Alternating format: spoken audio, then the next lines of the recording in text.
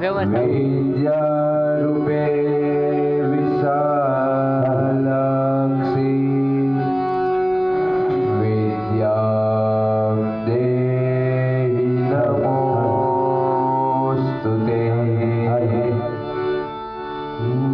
શ્રી સરસ્વત્यै નમઃ. બ્રહ્માનંદં પરમ સુખદ કેવલં જ્ઞાનમૂર્તિ દ્વંદ્વાતીત ગગન સદૃશ તત્વમસ્યાદિલક્ષ્યમ એકં નિત્યં વિમલમચલં સર્વદી સાક્ષીભૂતં ભાવાતીતં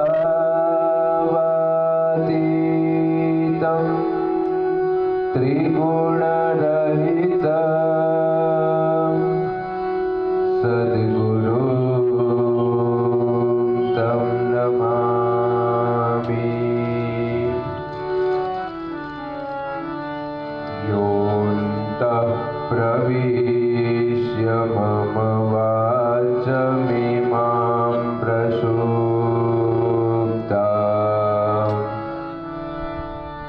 સંજીવયત્યખિલ શક્તિધરસધામ્ના અન્યાંશ્ચ હસ્તચરણશ્રવણત્વગાદીન પ્રાણાન્નમો ભગવતે પુરુષાય તુભ્યં. પાર્થાય પ્રતિબોધિતાં ભગવતાં નારાયણેન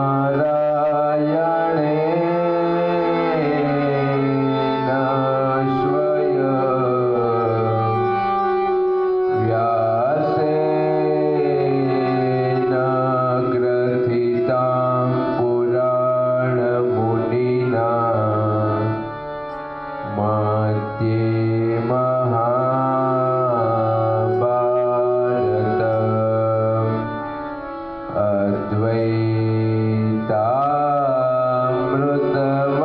અદ્વૈતામૃતવર્ષિણી ભગવતી મષ્ટાદશાધ્યાયિની મમ્બત્વામનુસંદદામિ ભગવદ્ ગીતે ભવદ્વેષિણી.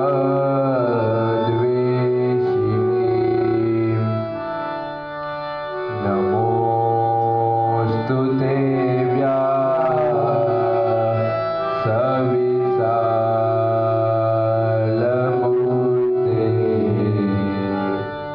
પુલ્લારવિંદાયતપત્રનેત્ર येन त्वया भारततैलपूर्ण प्रज्वालितो ज्ञानदीपः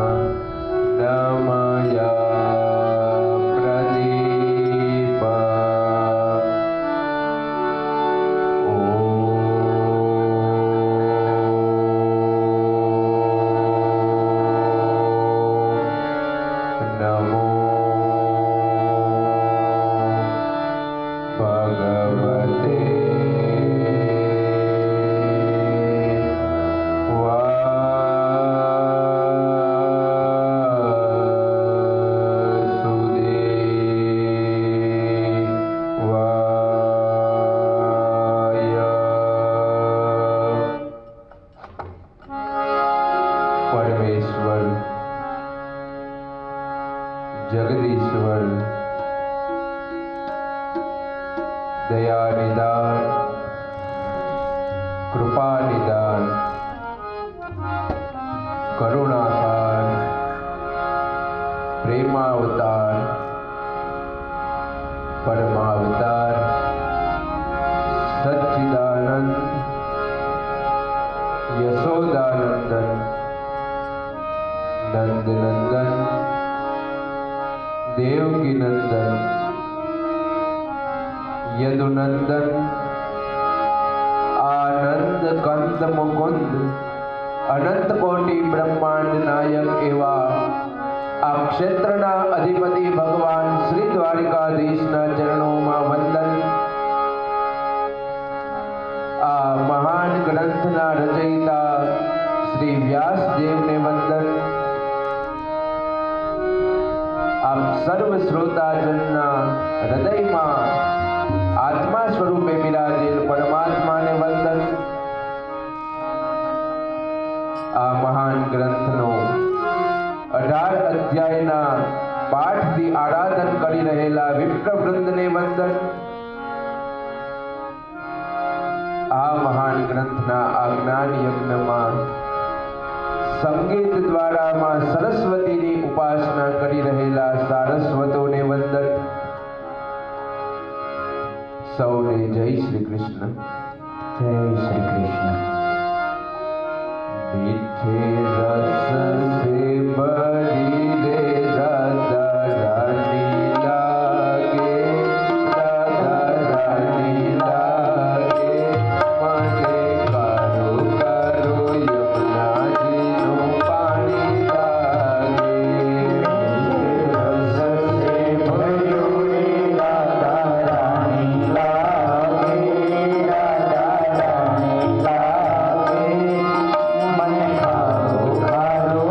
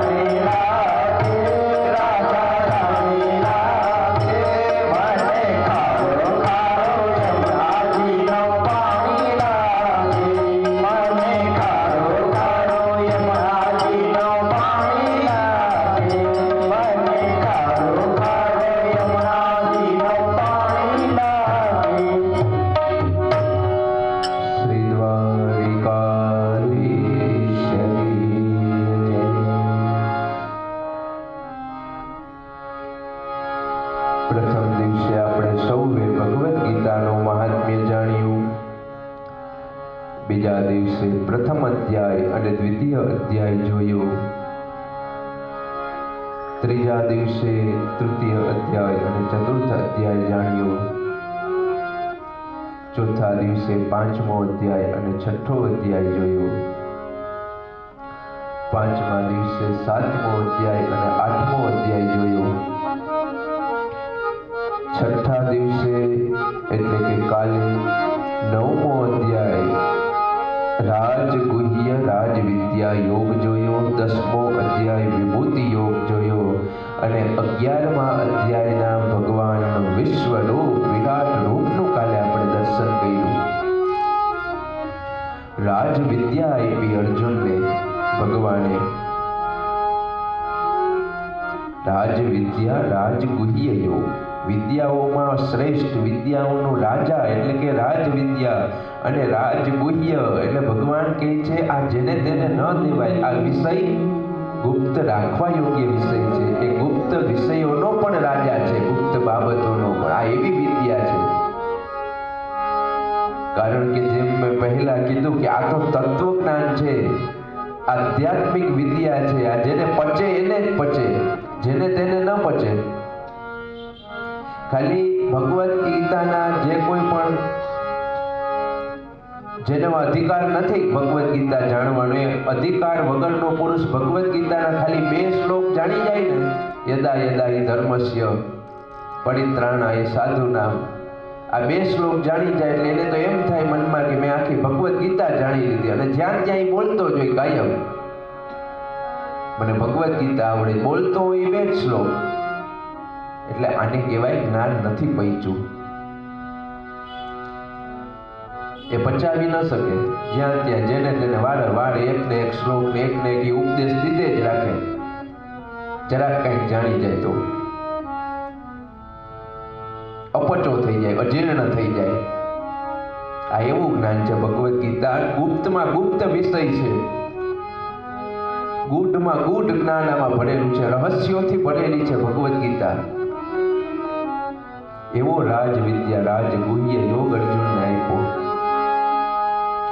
કારણ કે જે વાત ક્યાંય નથી ને ભગવદ્ ગીતામાં છે. જે રોગનો ઈલાજ કોઈ દવાથી ન થાય ને, એ રોગ ભગવદ્ ગીતા મટાડી દે, એ બીમારી. એટલા માટે કીધું કે આ ગોળી નથી, કેપ્સ્યુલ છે, આખે આખી લેવી પડે. ઇન્જેક્શન થી એ કાંઈ ન થાય તો કેપ્સ્યુલ મટાડી દે, એવી આ ભગવદ્ ગીતા છે. જીવતા જીવત જે મુક્તિ અપાવી દે છે, બધી આસક્તિઓમાંથી મુક્ત કરાવી દે આપણે, અને તમામ પ્રકારનું જ્ઞાન આપણે થઈ જાય. વિચક્ષણ બનાવી દે ભગવદ્ ગીતા, સ્થિત પ્રજ્ઞ બનાવી દે ભગવદ્ ગીતા, પંડિત બનાવી દે ભગવદ્ ગીતા. અધ્યાત્મ વિદ્યા વિદ્યાના અધ્યાત્મ વિદ્યા છે, તત્વ જ્ઞાન છે, રહસ્યોથી ભરપૂર છે. અને એમાંય જેને 10મો અધ્યાય એટલે કે વિભૂતિ યોગ જેને કંઠસ્થ થઈ જાય એને તો પછી કાંઈ જાણવાનું શેષ જ નથી રહેતું. વિભૂતિ યોગમાં બધું ભગવાને કહી દીધું. આપણે પ્રશ્ન થાય કે કોઈ પણ કામ કરવું હોય એટલે આપણે મુહૂર્ત જોડાવીએ કે કયા મહિનામાં કરવું, તો કે માસાના માર્ગશીર્ષોહમ, મહિનાઓમાં હું માગશર મહિનો છું. આપણે પ્રશ્ન થાય કે એવી કઈ ઋતુ છે જેમાં શરીર નિરોગી રહી શકે, કઈ એવી ઋતુ છે કે જેમાં આપણે સ્વાસ્થ્ય સારું રહે.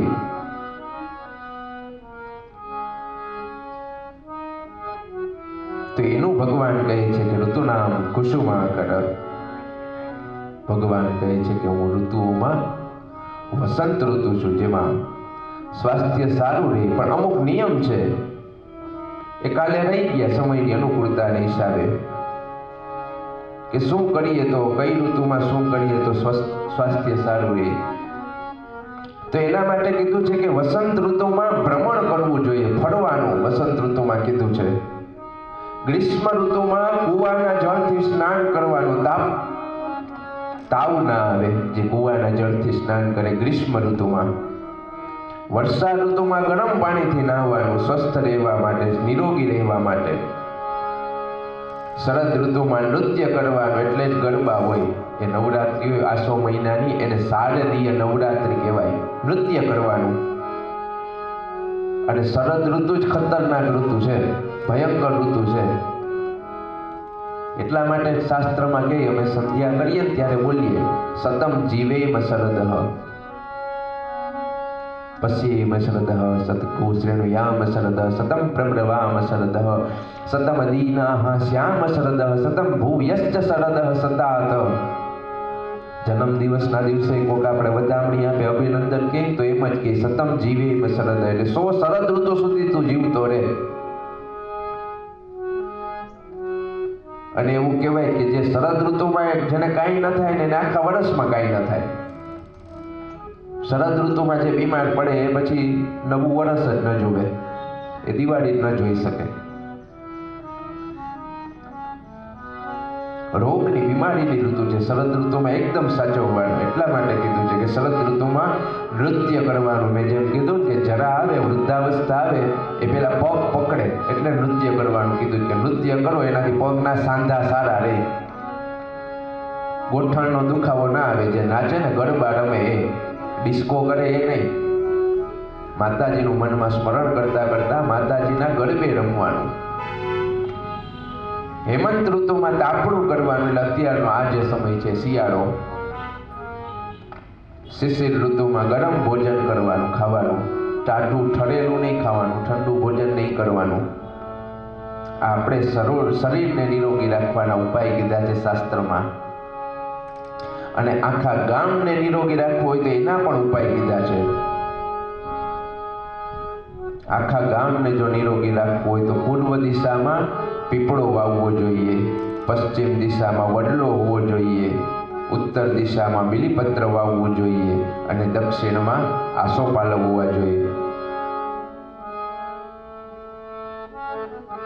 શાસ્ત્રમાં કીધું છે કે બીલીપત્રમાં સિન્યુજ નામનું તત્વ છે જે અસ્થિ અને સ્નાયુને મજબૂત કરે છે. વડલા નીચે બેસવાથી માંસપેશીઓ મજબૂત થાય છે અને આસોપાલવ નીચે બેસો એટલે શુદ્ધ ઓક્સિજન મળે છે. આપણા શાસ્ત્રોમાં ઘણું બધું છે, કોઈને ડોક્ટર પાસે જવાની જરૂર જ નથી. એટલા માટે ભગવદ્ ગીતા જાણવાનું કીધું છે કે જે ભગવદ્ ગીતા જાણતા હોય ને એને ડોક્ટરને ન ગોતવા પડે. અને જે ભગવદ્ ગીતા જાણતો હોય એને પોલીસ કે વકીલ કોઈ દી ગોતે નહીં. ભગવદ્ ગીતા ન જાણતો હોય એને પોલીસે ગોતતા હોય, પાછા ક્યાં ગયો, હાથમાં આવે એટલી વાર, જાણતા ન હોય એટલે. અને ડોક્ટરને આપણે ગોતતા હોઈએ કે મળી જાય તો કામ થઈ જાય. ડોક્ટર નથી જાય એની ભગવદ્ ગીતા એટલે. કારણ કે આજે માણસ ભાન ભૂલ્યો છે ખાવામાં, એટલે હોટલો વધી ગઈ.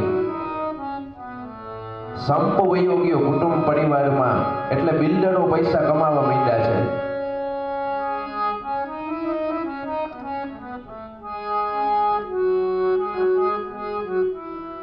આમ તો જો કે વરદાન છે ત્રેતા યુગમાં રામચંદ્રજીનું ડોક્ટરોને અને વકીલોને, એટલે અફસોસ કરવાની જરૂર નથી. એકવાર રામ રાજ્ય હતું ત્રેતા યુગમાં, એટલે કોઈ બીમાર ન પડતો કે ક્યાંય ઝઘડા કે ક્લેશ કંકાસ ક્યાંય થતા જ નહીં. એટલે ડોક્ટર અને વકીલ ગયા રામચંદ્રજી પાસે કે આમ કેમ હાલશે પ્રભુ, આ કોઈ ક્યાંય ઝઘડા નથી થતા, કોઈ ક્યાંય બાંધતા નથી, કોઈ બીમાર નથી પડતું, તો અમારું ઘર કેમ હાલશે? રામચંદ્રજીએ વરદાન આપ્યું, જાઓ કલયુગમાં બધા બીમાર જ પડશે ને બધા બાજે જ રાખશે. એટલે એનું વરદાન છે ત્રેતા યુગમાં રામચંદ્રજીનું. પણ હવે આપણે સમજવાનું છે, આપણે તો કાંઈકનો એનો સાથ દઈએ છીએ. તારું એ ઘર હાલે જા, આપણા ઘર ભાંગીએ છીએ અને વકીલો પાસે જઈએ છીએ ભરણ પોષણના દાવા કરવા માટે.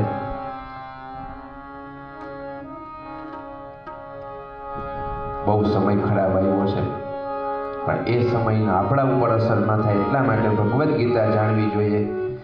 ભગવાને અર્જુનને પોતાનું વિશ્વરૂપ દર્શન કરાવ્યું 11મા અધ્યાયમાં. વીર રસ થોડોક કાલે મારામાં આવી ગયો તો, જોકે કારણ કે અધ્યાય જ એવો છે.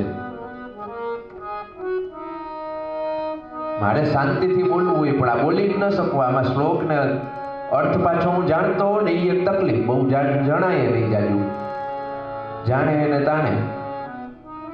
આ એક એક શ્લોકનો અર્થ ને ભાવાર્થને ખબર હોય એટલે ઉચિંતો આવી જ જાય. વીર રસ અંદર જ સુદામા ચરિત્રનો અર્થ જાણતો હોય એટલે ઉચિંતો કરુણ રસ આવી જ જાય. મારી પ્રથમ કથા હતી ભાગવત કથા સાપડમાં, ત્યારે 7મો છેલ્લો દિવસ હતો સુદામા ચરિત્ર. તો એ વર્ણન મેં કર્યું સુદામા ચરિત્રનું તો મારી આંખમાં આંસુ આવી ગયા. પછી ઉતરો તો બ્રાહ્મણે મને પૂછ્યું તું કાં રોતો હતો? પણ મેં કીધું વર્ણન જ એવું છે. હવે આમાં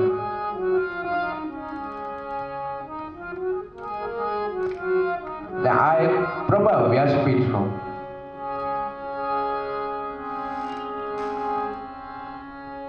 ભગવાન કહે છે અર્જુનને, સુદુર્દર્શમિદં રૂપમ દ્રષ્ટવા નસિયન્મમં દેવા અપ્યસ્ય રૂપસ્ય નિત્યમ દર્શન કાંક્ષિણ. હે અર્જુન, મારા જે વિશ્વરૂપને તું હમણાં જોતો હતો તે મારું વિશ્વરૂપ અત્યંત દેખાવાને અશક્ય છે, કારણ કે દેવતાઓ પણ નિત્ય આ વિશ્વરૂપના દર્શનની ઈચ્છા કરે છે. તે મને જોયો તે રૂપે હું વેદથી, તપથી, દાનથી કે હોમથી પણ જોઈ શકાવ એમ નથી. હે અર્જુન, હે પરંતપ, આ રીતના વિશ્વરૂપ વાળો અનન્ય ભક્તિ વડે જાણવો શક્ય છું. હે પાંડવ, જે પુરુષ સત્કર્મકૃત છે, મારો ભક્ત છે, મતપર છે, સંગથી રહિત છે તથા સર્વભૂતોમાં નિર્વૈર છે, તે પુરુષ જ મને પરમેશ્વરને અભેદ રૂપે કરી પ્રાપ્ત થાય છે. માટે જ ભગવાન અર્જુનને કહે છે કે તું ભક્ત બની જા. બસ મારો મન મના ભવ મદ ભક્તો મદ્યા જીમામ નમસ્કરું મામે વૈશ્યતિ સંશય. તું મને જ પામીશ, ચિંતા ન કર. બસ મને મારું ભજન કર, મને ભજ. મને પામવા વાળો તું મને જ પામીશ. આજે હવે આપણે 12મો અધ્યાય જોવાનો છે, જેનું નામ છે ભક્તિ યોગ. ભગવાન ભક્તિ આપે છે અર્જુનને. ભક્તિ યોગનું મહાત્મ્ય સમજાવે છે 12મા અધ્યાયમાં. એમાં આપણે પ્રવેશ કરીએ એ પૂર્વે 12મા અધ્યાયનું મહાત્મ્ય જાણીએ.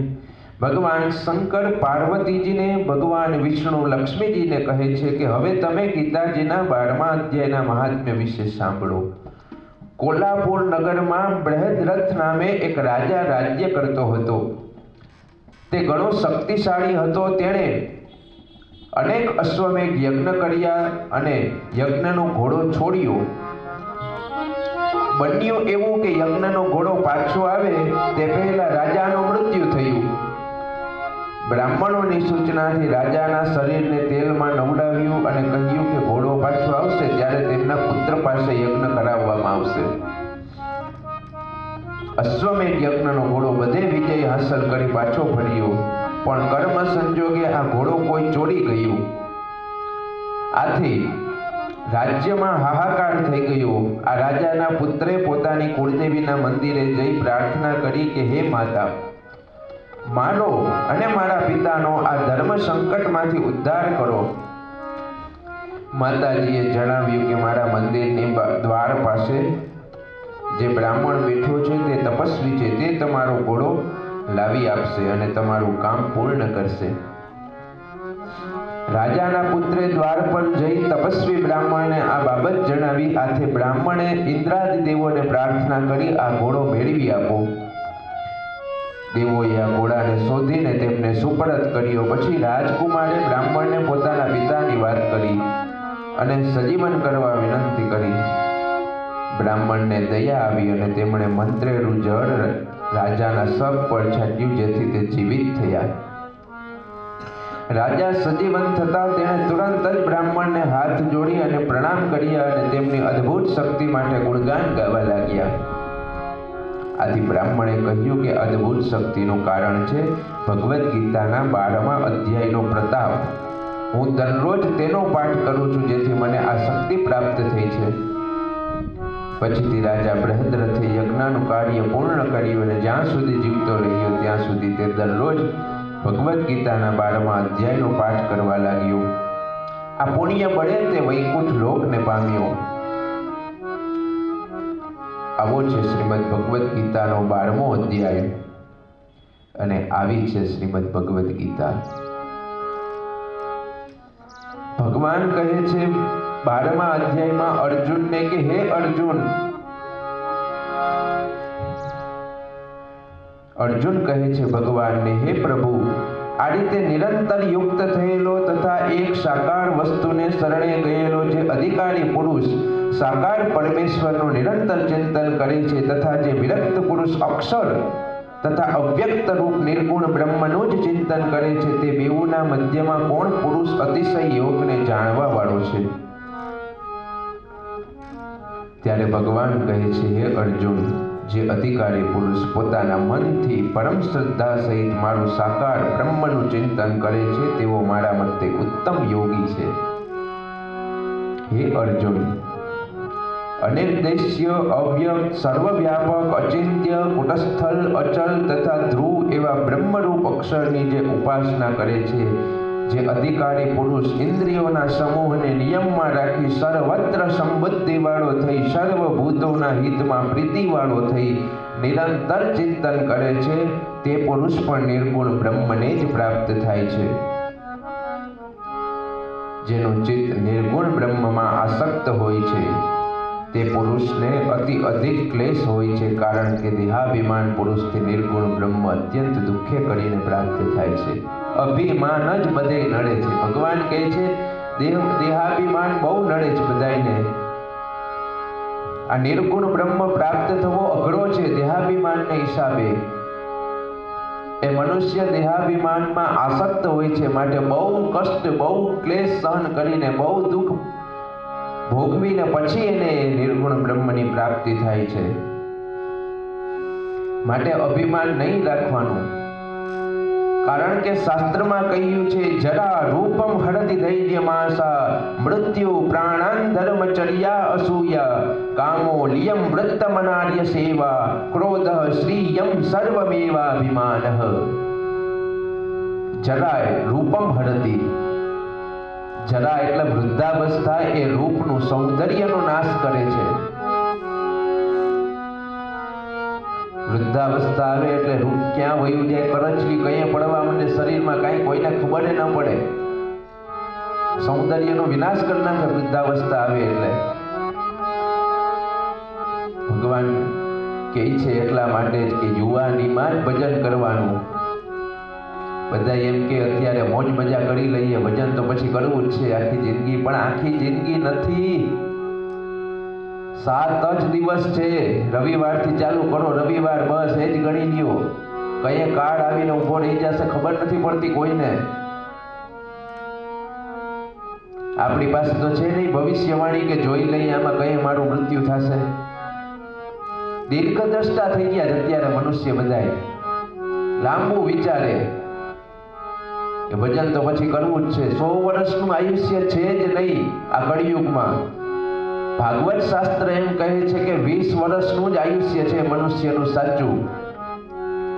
100 વર્ષ તો આપ્યા હતા અને જીવતા 100 વર્ષો સુધી, કારણ કે ખોરાકમાં ને વાણી ઉપર ને ચંચળતા નથી. મન વાણી ઉપર આપણે ચંચળ છે, મન આપણું ચંચળ છે, વાણી ચંચળ છે, જીભ ચંચળ છે, નવા નવા સ્વાદ લેવાની મળતી થાય. રોટલો ને દહીં છાશ ખાઈ લેતા ને ખેતીમાં કામ કરતા. આપણે લેપટોપ ઉપર બેઠું રહેવું હોય ને પિઝા ને બર્ગર ખાવા હોય તો 100 વર્ષ ન જાય પહોંચીએ. 100 વર્ષનું આયુષ્ય છે જ નહીં, વિચારવાનું જ નહીં એવું. અત્યારથી જ અનાસક્ત ભાવ કેળવવાનો, બધી ઇન્દ્રિયો ઉપર અત્યારથી જ કાબુ લઈ લેવાનો, અત્યારથી જ ભજન કરવાનું ને નામ લેવાનું જ કીધું છે. કલિયુગ કેવલ નામ આધારા સુમિર સુમિર ભવ પાર ઉતારા. નામ ઉપર જ છે કલિયુગ આખો. જે સતયુગમાં બધા ધ્યાન કરતા, ત્રેતા યુગમાં અર્ચન કરતા, ભગવાનનું સેવા કરતા, દ્વાપર યુગમાં પૂજા કરતા, એ બધાયનું પુણ્ય કલિયુગમાં ખાલી નામ લેવાથી થઈ જાય છે.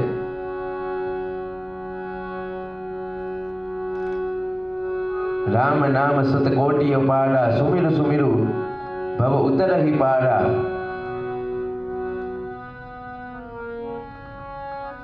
ઔષધ કીધું છે ને તો 10મા અધ્યાયમાં સ્વદાહમહમ ઔષધ, મારું નામ જ ઔષધ છે. કોઈ પણ બીમાર માણસ હોય અનુભૂતિ કરજો, ભગવાનનું નામ લઈને ખાલી હાથ ફેરવી દેજો, સાજો થઈ જશે. ઔષધ કીધું છે, હું ઔષધ છું 10મા અધ્યાયમાં વિભૂતિ યોગમાં.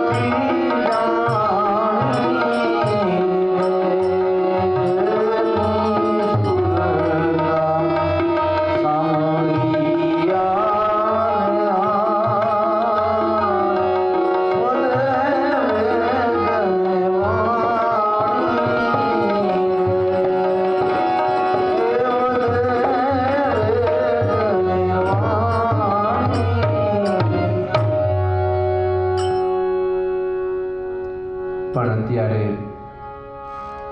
બહુ ખરાબ સમય આવ્યો છે. એ મનને શણગારવાની બદલે લોકો શરીરને શણગારે છે, પણ શરીર રહેવાનું નથી, એ ભૂલી જાય છે. કંઈ વૃદ્ધાવસ્થા આવી જશે એ એમને યાદ નથી રહેતું. મન ઉપર એટલા માટે જ અત્યારથી જ કાબુ મેળવવાનો છે. ભગવાન કહે છે કે 10મા અધ્યાયમાં યજ્ઞા નામ જપ યજ્ઞોસ્મી, ખાલી જપ તો કરી શકો ને, બસ એ મોટો યજ્ઞ છે. વૃદ્ધાવસ્થા આવે પહેલા પુણ્યનું બાથું બાંધી જ લેવાનું, યુવાનીથી જ ચાલુ કરવાનું.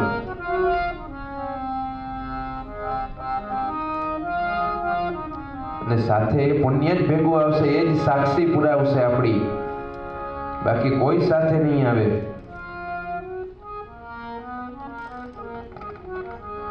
જરા રૂપમ હળદ ધૈર્યમ આશા, આશા ધૈર્યનો નાશ કરી નાખે. ધીરજ વહી જાય કોઈ વસ્તુની તમે આશા રાખો એટલે.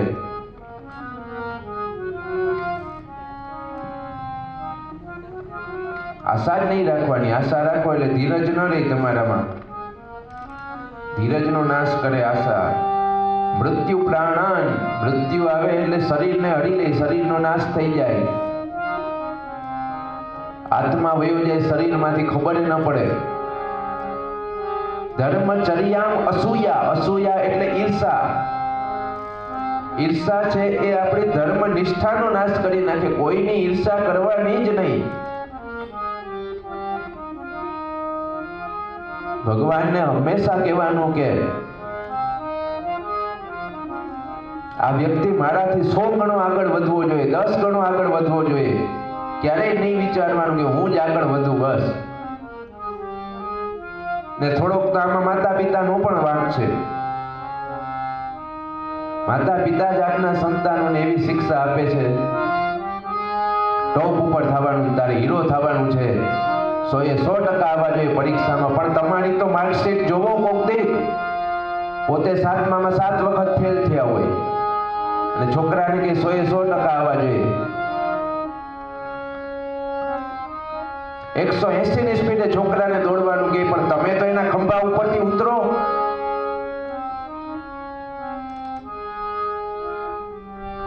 ભૂલી જાય છે આજકાલના માતા પિતા કે ભગવાને એમના ઘરે સંતાન મોકલ્યા છે, માણસ મોકલ્યા છે. કોઈ ઓલા સાઉથના સુપર હીરો બધા રજનીકાંત નથી આવ્યો કે બધી રીતે પૂરો જોઈ, રોબોટ નથી મોકલા.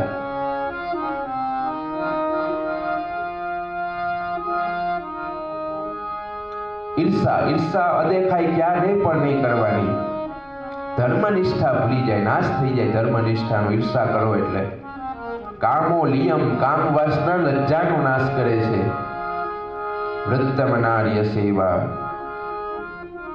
દુર્જનની સંગતિ સદાચારનો નાશ કરે છે. એટલે સંગતિ પણ જેની તેની નહીં કરવાની. સંગ એવો રંગ લાગી જ જાય છે. સજ્જન માણસોના સંપર્કમાં જ રહેવાનું. ક્રોધ શ્રિયમ, ક્રોધ છે એ ધનનો નાશ કરે. સર્વમેવ અભિમાન, અને અભિમાન બધી વસ્તુનો નાશ કરે. એટલા માટે જ અહીંયા કીધું છે કે દેહાભિમાન પુરુષથી એ નિર્ગુણ બ્રહ્મ અત્યંત દુઃખે કરીને પ્રાપ્ત થાય છે.